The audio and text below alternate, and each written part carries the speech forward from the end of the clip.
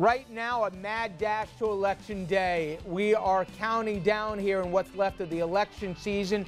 The question is, what does each candidate have to do to seal the deal? And while the candidates are fighting it out on the trail, Romney's son said he wanted to take a swipe at the president himself. We'll talk about the impact campaigns can have on the political families right behind the scenes. Plus, all the hot races around our region that you ought to be keeping an eye on. We'll tell you which races are getting closer and which ones could go down to the wire. Washington's balance of power is at stake.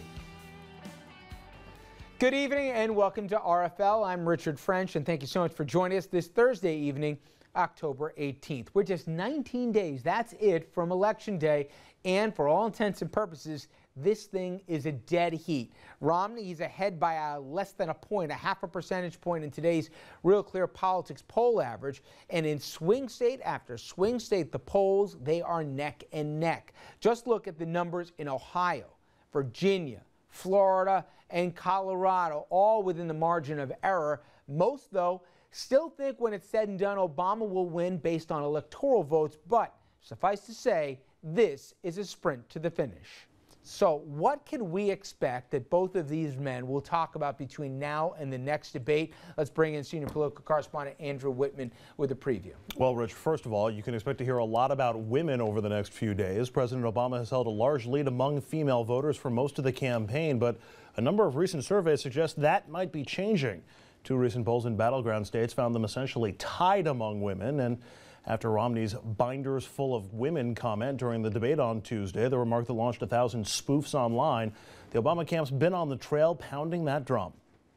We don't have to order up some binders to find qualified, talented, driven young women. When Governor Romney was asked a direct question about equal pay, he started talking about binders. This clip brought to you by the word binders. Meanwhile, a bunch of women who worked with Romney while he was the Bay State governor kicked off a We Know Mitt bus tour through Iowa. And Romney's also out with a new ad saying he doesn't oppose contraception. I looked into it. Turns out Romney doesn't oppose contraception at all. In fact, he thinks abortion should be an option in cases of rape, incest, or to save a mother's life. Expect to hear lots more of this over the coming days as well. Rich? All right, Andrew, thank you. Let's bring in a panel on this. Gian-Carlo Peressutti, former advisor to both Presidents Bush, 41 and 43. Dominic Carter, political journalist and author. Evan Stavisky, Democratic strategist and partner at the Parkside Group. And Andrew, who we've already met here. All right. Let's tell folks here what they're going to get for the next 19 days, whether they like it or not. First off, let's look at the map. These guys aren't coming to New York. They're not coming other than maybe when they're doing the Al Smith dinner and the rest here. They're going to be living in the swing states, right, Evan? Absolutely. I think today's the last day we're going to see any major party presidential or vice presidential candidate coming to town unless there's the ability to raise huge amounts of money and they can make a surgical strike in and out. That's probably it for New York. That's probably it for New Jersey. And that's probably it for Connecticut. And that's probably it for 35 to 40 other states.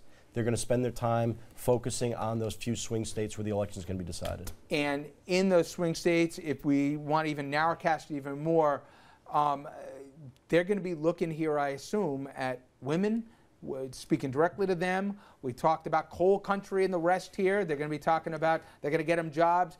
They're focusing on certain areas, like in the Ohios, the Columbuses of the world. They're going to be worrying about getting those undecideds and getting the bases out in the Ohios and the Floridas and the Virginias, et cetera, right? That's exactly right. They know the issues that are going to drive the base, and they also, because of micro-targeting, something we were talking about in the green room before, they pretty much have a very good profile on all of the so-called undecided voters in those states, where they shop, what they like to purchase, what subscriptions they hold. They know that, they have that data, and they're going to use it to their benefit for sure. You know, Dominic, we got one more debate left. Monday night in Florida at Lynn University, and it's going to be just on foreign policy. The numbers have been huge for the first two debates. You got Super Bowl audiences for debate 1 and 2. What, if anything, happens in 3? We know domestic issues are off the table in this one. what typically should we expect out of the last debate? Well, one, the audiences for the first two debates has been very good for the process of democracy, and that's a good thing. Maybe perhaps we'll have a higher voter turnout, because that's always been one thing that's been depressing, that basically a little more than half the country only votes. So maybe it'll go a lot higher than that. I think each camp, to answer your question directly, they don't want to make a mistake at this 11th hour. Voters So no are paying more binders of attention. women. No more binders, but who knows? Who knows? Anything can happen. But I think domestic issues will somehow creep their way into this final debate. I agree. Andrew? Well, I think you're definitely going to have some more of those domestic issues creeping into the final debate, even though it's supposed to be about foreign policy. But, you know, we're also going to hear about lots of domestic issues on the trail before you get to that debate on Monday. We may hear more about coal. It certainly came up during the last debate. When I hear Governor Romney say he's a big coal guy, and keep in mind, when you were governor of Massachusetts, you stood in front of a coal plant and pointed at it and said, this plant kills. Want some more coal? It came up again while Obama was campaigning in Ohio yesterday. He's running around talking like he's Mr. Coal. Does anybody actually look at that guy and think, man, he's really into coal?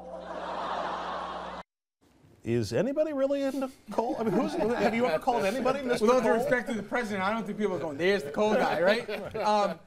Obviously, this is about something different. This is about nobody wants to tell Joe Sixpack they're not looking out for them, right, Evan? And he's obviously done the focus testing, and they said, wait a second, we got Pennsylvania, we got Ohio, we got Indiana, we got some of the states in the Midwest here that fracking is not a dirty word, and they're going to try and reach out to them and say, you give me 4 years, I'll put you to work, right? 100%. I mean, the economy has, when you started the year, I think everybody would have assumed that the race was going to be about the economy. Somewhere along the line, it became about the economy and equal pay for women, choice. I think the Todd Akin eruption in Missouri kind of focused a lot of attention on that. In the closing stretch, it's going to be about the economy, and it's going to be particularly about how the economy impacts on women and on families. And the other one, Andrew, that we're talking about is about women, right? I mean, we're all talking about the binders and everything else.